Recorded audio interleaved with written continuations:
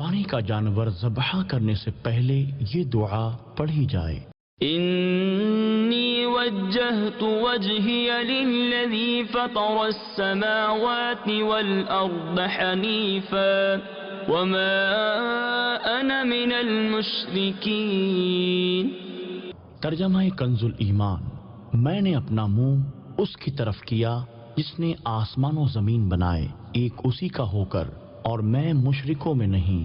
ان صلاتی ونسکی ومحیای ومماتی للہ رب العالمین۔ ترجمہ کنز الایمان، بے شک میری نماز اور میری قربانیاں اور میرا جینا اور میرا مرنا سب اللہ کے لیے ہے جو رب سارے جہان کا۔ لا شریک لہ وبذلک امرت وانا اول المسلمین۔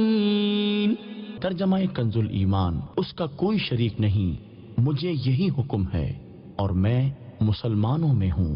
اور جانور کی گردن کے قریب پہلو پر اپنا سیدھا پاؤں رکھ کر اللہم لکا و منکا بسم اللہ اللہ اکبر، اے اللہ عز و جل تیرے ہی لیے اور تیری دی ہوئی توفیق سے، اللہ کے نام سے شروع، اللہ سب سے بڑا ہے، پڑھ کر تیز چھری سے جلد ذبح کر دیجیے۔ قربانی اپنی طرف سے ہو تو ذبح کے بعد یہ دعا پڑھیے، اللہم تقبل منی کما تقبلت من خلیلک ابراہیم علیہ الصلاۃ والسلام وحبیبک محمد صلی اللہ تعالی علیہ وآلہ وسلم۔